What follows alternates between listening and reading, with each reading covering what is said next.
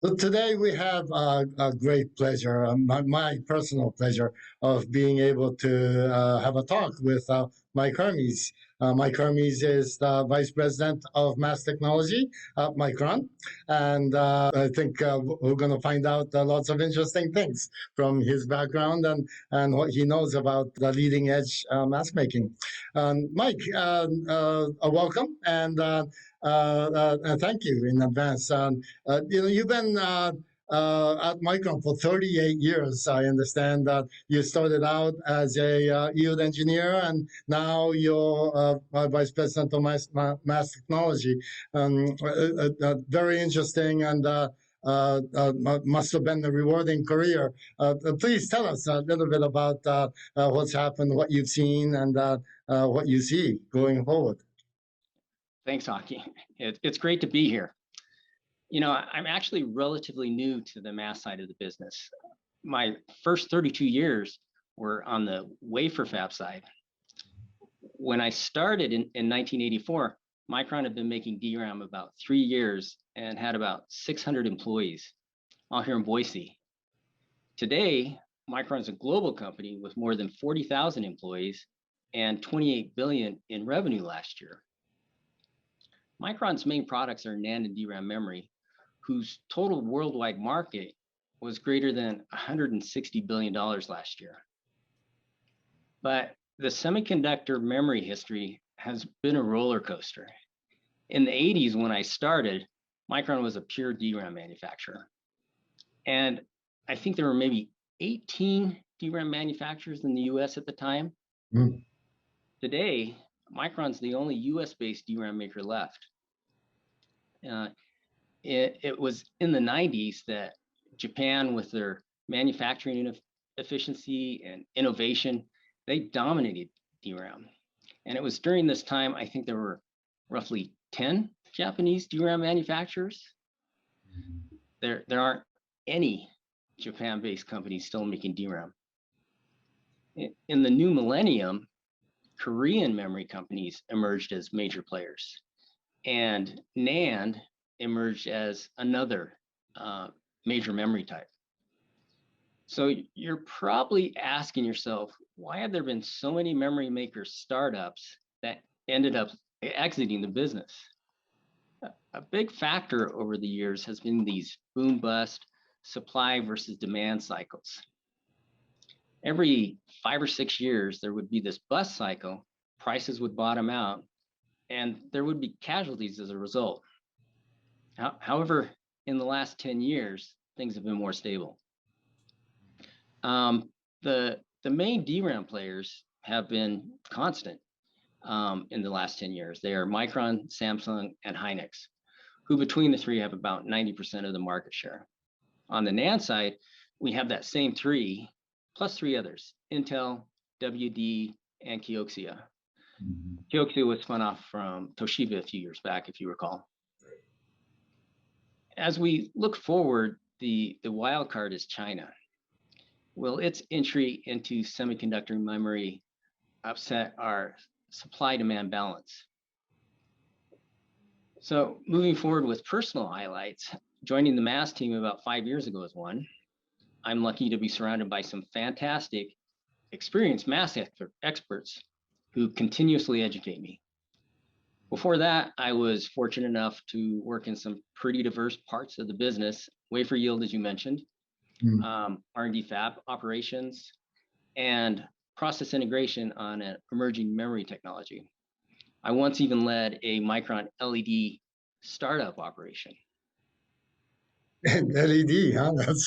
That's great. Yeah.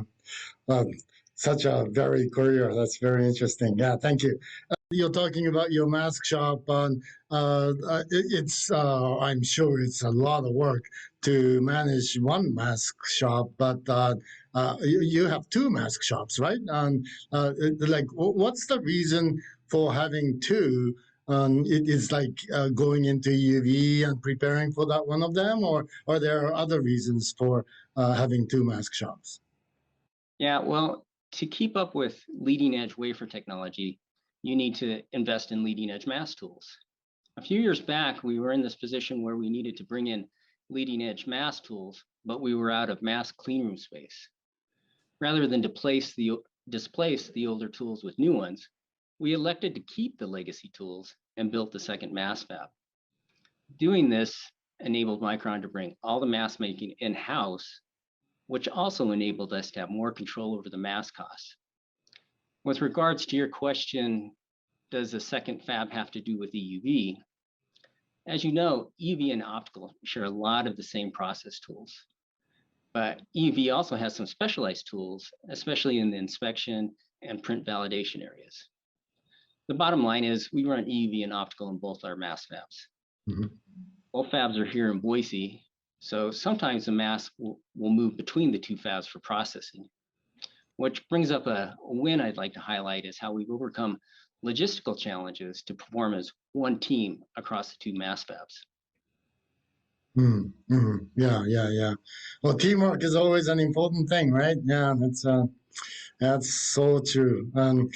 So on EUV, EUV masks have certain differences, even though they tried really hard and they succeeded for the most part in being able to use the same infrastructure for both. And that was important for having a smooth bring up in EUV, I think. But it seems like Micron's picked the right timing, for EUV. Now that pellicles are becoming available and actinic inspection, like you mentioned, inspection as an important component. Was that on purpose?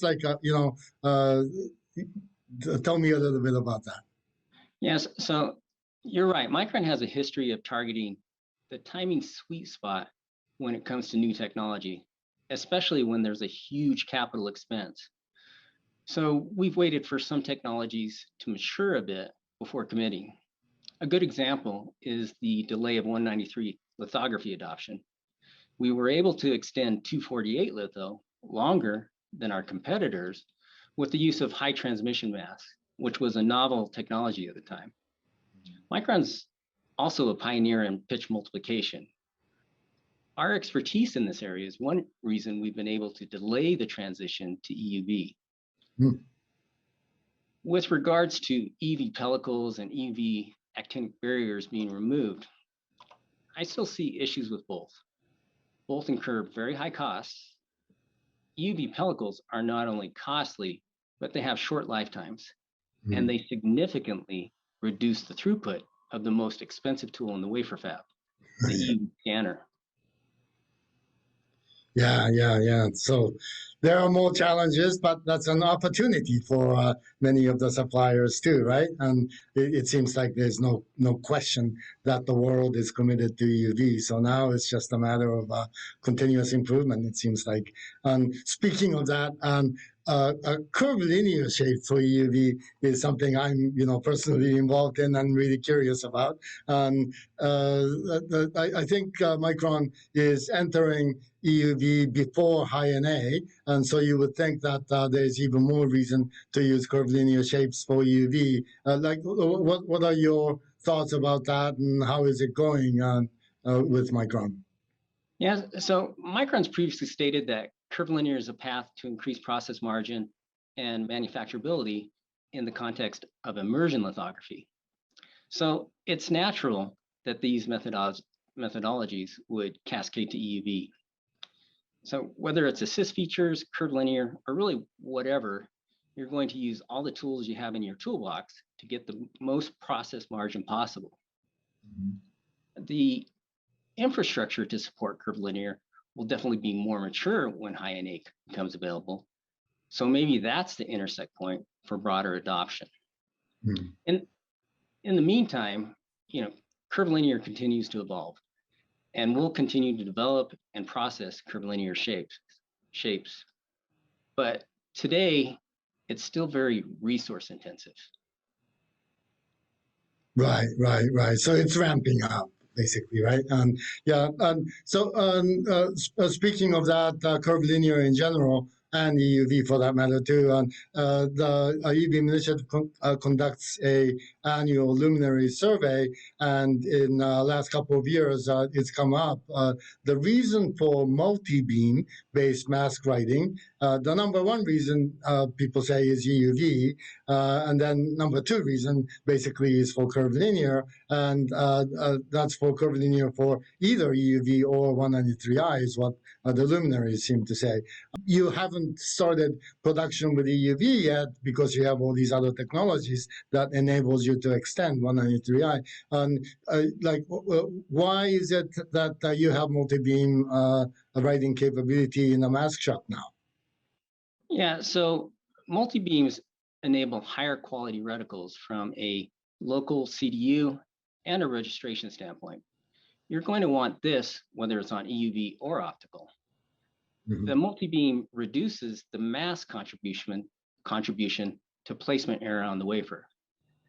This is important because over time, the overlay tolerances have continued to shrink and become more critical. Micron has been developing EUV for years. However, past masks did not have these ultra-high figure densities. Today, some EUV layers will have higher figure density, and for these, the write time on a variable shape beam can be days or weeks. So for these, multi-beam is a necessity. I should also note that multi-beam also enables low sensitivity resist, which would also lead to days or weeks if you were writing on a variable shape beam. Yeah, so placement accuracy is an important factor for everything, including 193i, and so that's a good reason. That's not in the survey question, so maybe we should add that. But okay, great. So curvy things. We've been talking about it a little bit, and Micron's clearly been leader in the use of curvilinear shapes for masks, and but other people are now definitely getting into it, right? It's kind of the talk of the town. Do you have any advice for other people? Having been the kind of blazing the trails, as it were. Yeah, well, I think in general, the industry infrastructure to support the application of curvilinear is still immature. Users are still trying to figure out where OPC, MPC, eBeam writer, and inspection tool formats will eventually land to ensure efficient interoperability across the tools and the technologies. There's multiple efforts in this area with the extended OASIS format, the MBF 2.0 file format, and we see other proposals from EDA companies. But I wish we were seeing a little more traction and convergence to a default solution that the industry can adopt and move forward with. Mm-hmm. I am encouraged to see a curvilinear task force was recently formed by the Semi Industry Association. Another thing to consider is that full field curvilinear processing requires a lot of computing power, especially if you want to achieve the desired throughput. There are absolutely opportunities for innovation in this space. What we see today is the application of curvilinear is restricted to areas with high pattern repetition. You see, with these repetitive patterns, you can contain the processing requirements, so you're getting a reasonable ROI. This is a great opportunity for the industry. Bring the users and vendors together, have them collaborate to advance the state of the art. You know, Aki, I'd be happy, along with the eBeam initiative, to participate and bring everyone together to make this happen. Oh, that's great. Really appreciate that. And I appreciate your encouraging words about the opportunities that's there, because that's part of what I spend my time doing too. And yeah, it would be great for you to be able to help the whole industry, right? Bring up faster and smoother. I think that would be great. Yeah, so that's really exciting by itself. But the mask industry, the semiconductor industry, things are going on. Seems to be resilient to COVID, even though those of us working in it, have to fight it, right? But how do you feel about the future of the mask industry? Yeah, well, working in the leading edge of mask technology with things like the multi-beam, actinic inspection, and curvilinear is really exciting, really extremely exciting. Photomask development is a key enabler in achieving the technology advancements that we need on wafer. Because of this, we always need to be thinking ahead of the curve, anticipating the needs that will come with each shrink or each new light wavelength. There's incredible growth in today's data economy. So we at the Mask Shop have a huge hand in keeping up with those demands through innovation and collaboration with our wafer fab partners. Yeah, here. That's it's great. I too enjoy being in this industry a lot, and being able to speak with you and understand your background and all that. That's the kind of pleasure that I enjoy a lot. So thank you very much today for giving us some of your insights and your background. Really interesting. LED, right? That's great. Yeah. Okay. Thank you, Mike. Thank you.